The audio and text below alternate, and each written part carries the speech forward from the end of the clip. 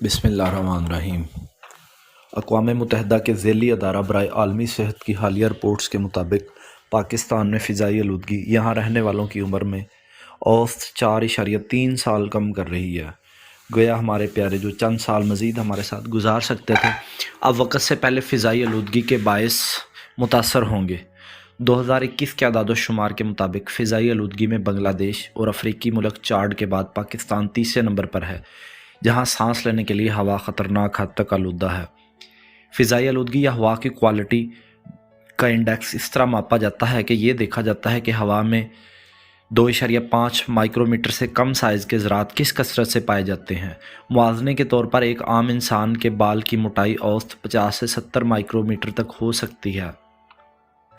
2.5 مائکرومیٹر سے کم سائز کے ذرات آپ کو محض مائکروسکوپ یا خوردبین سے ہی نظر آ سکتے ہیں۔ اب فرض کیجئے آپ اپنے ارد گرد کی ہوا کو ایک ڈبے میں بند کر دیں جس ڈبے کی اونچائی، لمبائی اور چوڑائی 1 میٹر ہو، اور پھر یہ دیکھیں کہ اس میں 1 میٹر حجم کے ڈبے یا کیوب میں کس قدر ایسے ذرات پائے جاتے ہیں جو 2.5 مائکرومیٹر سے کم سائز کے ہوں، تو اس طرح ہم جان پائیں گے کہ پوری ہوا میں ان کی کثرت حجم کے اعتبار سے کیا ہوگی۔ اس حوالے سے جو اکائی استعمال کی جاتی ہے وہ مائکروگرام فی کیوبک میٹر ہے، یعنی 1 کیوبک میٹر میں ان تمام ذرات کا کس قدر میس ہے۔ کم حجم میں زیادہ میس کا مطلب ہوا میں ان ذرات کی کثرت ہے جو سانس لیتے وقت انسانی پھیپھڑوں میں جا کر مختلف سانس کی بیماریوں کا سبب بن سکتے ہیں۔ مگر 2.5 مائکرومیٹر سائز کے ذرات کیوں؟ وہ اس لیے کہ گاڑیوں سے نکلنے والے دھوئیں میں موجود کاربن کے ذرات یا کوڑے یا فضلے کو جلانے سے نکلنے والے دھاتی ذرات اس سائز سے کم ہوتے ہیں۔ ان سے بڑے ذرات جو 10 مائکرومیٹر تک ہو سکتے ہیں، ان میں مٹی کے ذرات یا درختوں سے نکلنے والے پولن کے ذرات شامل ہیں۔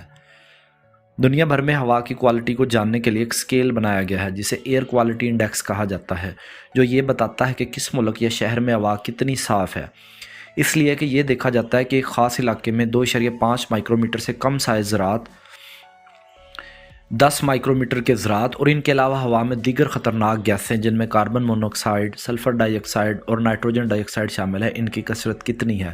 اس کی درجہ بندی کچھ یوں ہے۔ ایئر کوالٹی انڈیکس کا 0 سے 12 تک ہونا یہ بتاتا ہے کہ اس علاقے میں ہوا بہت صاف ہے اور صحت مند ہے۔ اسی طرح ایئر کوالٹی انڈیکس 100 تک ہو تو ایسی ہوا میں سانس لینے سے سانس کی بیماریوں کا خطرہ نہایت کم یا نہ ہونے کے برابر ہوگا۔ مگر 100 سے اوپر ایئر کوالٹی انڈیکس جوں بڑھتا ہے، ہوا سانس لینے کے لیے قابل نہیں رہتی اور ایسی ہوا خطرناک حد تک انسانی پھیپھڑوں اور دل کی صحت کو نقصان پہنچا سکتی ہے۔ 300 سے اوپر کا ایئر کوالٹی انڈیکس انسان کے دل اور پھیپھڑوں کو بہت نقصان پہنچا سکتا ہے اور ایسی ہوا میں دل کی بیماریوں اور جلد اموات کا خطرہ بہت بڑھ جاتا ہے۔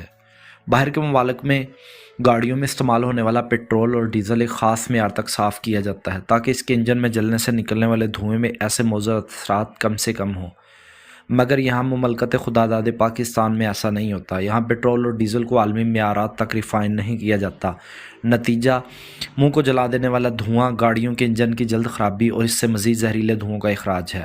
اس کے علاوہ یہاں گاڑیوں کی مناسب دیکھ بھال نہ ہونے، پرانی گاڑیوں کو روڈ پر چلائے جانے کی اجازت ہونے اور دیگر کئی حکومتی سطح پر مجرمانہ غفلتیں، واضح پالیسیوں کا نہ ہونا، کار کمپنیوں کو مزید بہتر انجن اور صاف انجن بنانے کا پابند نہ کرنا وغیرہ، یہ تمام وہ عوامل ہیں جس سے اس ملک کی آنے والی نسلوں کو وقت سے پہلے نقصان ہو رہا ہے۔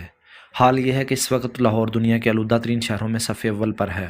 یہاں کا ایئر کوالٹی انڈیکس سردیوں میں دن کے اوقات میں 400 سے اوپر چلا جاتا ہے، جو اقوام متحدہ کے سیفٹی لیول کے 40 گنا سے بھی زیادہ ہے۔